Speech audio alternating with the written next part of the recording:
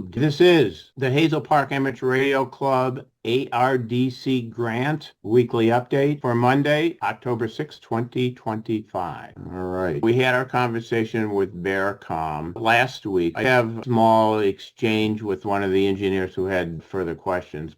Bearcom, they're a big company. They have 80 locations throughout North America. And these are some of the industries that they're in. I'd like them to add, there's one box in the lower right-hand corner that's missing, and that box should say amateur radio in it. This is a little research on who we're dealing with there. So Tommy Taylor is our sales representative. He wrote a very nice background on his experience and expertise. And Ross Christeo, he's the technology person. He's worked in the space industry for many years and is very up to date on the technologies. And then finally, Eric Lucchese, technician. He works on the bench and has been with the company 19 years. So these are guys who know the industry, know what they're doing.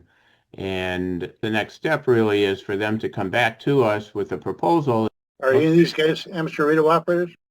That was a question that just didn't get asked. Just a great question. I don't know. What's in the grant? What's out of the grant? These are the sections that are in the grant. We'll start over here with the receivers, the 4 UHF receivers, or whether it's UHF or it's going to go to microwave or whatever we're going to do here. But receivers for up to 4 remote receive locations. Then we have the voter, and we have a few options that we'll talk about in a minute about the voter and the controller that we talked about last week, and the repeater itself. The duplexers are in. We have a few things to say about the duplexers. And then at the bottom, it's really just make a block diagram for pricing purposes. VLAN 1, 2, and 3, that's been updated so that we can really, this is more of a high level, not a nuts and bolts type of drawing. We had a little bit of forward momentum this week. The Telwave duplexers came in. They're in Len's garage. John, AAAU, was able to swing by. I came by as well, and we did some measuring. These are the published specifications, and one of the things that attracted us to this particular product graphs right here. There's 2 points that are important. One is the dips and the peaks are at certain frequencies and that they're split by 600 kilohertz. But here you can see the attenuation minus 72 dB, right? And the particular model we purchased, which is with the 6 canisters, 100 dB of isolation. Very impressive. And given the environment when all the cell phone companies had their equipment so close to ours, this would be especially important to block out the unwanted frequencies. So this is one of the traces that we performed. There's 6 cylinders. 3 of them are for transmit, 3 of them are on the receive side. So the amount of attenuation, this dip here is 146.040. Now here's marker 1 and marker 2. 1 goes right in the middle of the valley. Marker 2 should be right in the middle. The sun was very bright, which is why this number here is 611 kilohertz separation. It really should be exactly 600, but we're off just a little bit. So we're happy, however. I scaled up to the same scale that we have here. You can see 10 dB, 20, 30, 40 dB. So I scaled it up, but if you look at this, here, 100 dB of isolation. We're not even getting 50. I'd call that maybe 57 and a half of isolation. This trace would look like this trace here. So the next question is, so what do we do about it? A few things. Number 1, making these measurements outside, sometimes the obvious isn't as obvious as you might think. You don't always see the elephant in the room. Is it a matter of just tuning? The frequency spread is right. The next step is run the same test on our existing duplexer. And let's see what that looks like. And that may answer a few questions for us. Next, you know this ridge that's blocking our signal everybody's always talking about? I took these 4 elevations because Al had mentioned the Holly Recreation Area. So first, the dart is down here, and then I did this elevation between the dart and all the way to the lake, which you can clearly see the lake.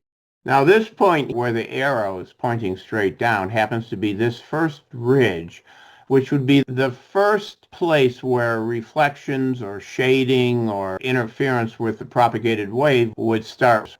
Although I'll say this is a ridge that's even higher than that and is out a little bit further. So that is where this ridge is. So we could figure south of M59, we're in the clear, which is this point. This is the dark. So we should have solid reception south of M59. Then if you take the next heading, which is due north, this red arrow marks the spot where the first geographical characteristic would start getting in the way of our signal. Going off in this direction, we're actually north of M59, but heading number 3, and this point right here where it starts getting hilly, so US 24, that's telegraph. This is M5. This is Orchard Lake Road, because that's the exit on 696. You get out to about Orchard Lake Road out near Pontiac Trace, so you can get out that far. And then finally, we have going off in this direction, this end of this line, this very point right here, and the tip of this line is this very end point right there, and this is all the geography in between. Going off in this direction, where this would be the most obvious point of interference, brings us back towards M5, and that's it. So this is Pontiac. This is this higher point, this point right here. When we get to the point being able to measure the field strength at particular locations to give us an indication of how the old antennas and the new antennas match up to one another. And that's it. Although I'm more than happy to answer questions. John's going to post it on the YouTube channel, so you can go back and see it at your own leisure. All right. Thank you, John, and thanks for looking after that. Al was mentioning the discussion about how Oakland University might come into play for the receive site or whatever. But he mentioned the 696 corridor, and if we could get a picture in our mind, what is the 696 corridor? And this is it here. We stretch all the way from I-94 to I-75, all the way to US 24 and to M5. So I guess our coverage area in the north would be the boundary of M5, M59, I-94, and the bottom area there. Does anybody have anything else? All right, if that's it, thanks for being here, and we will be talking soon. Thank you.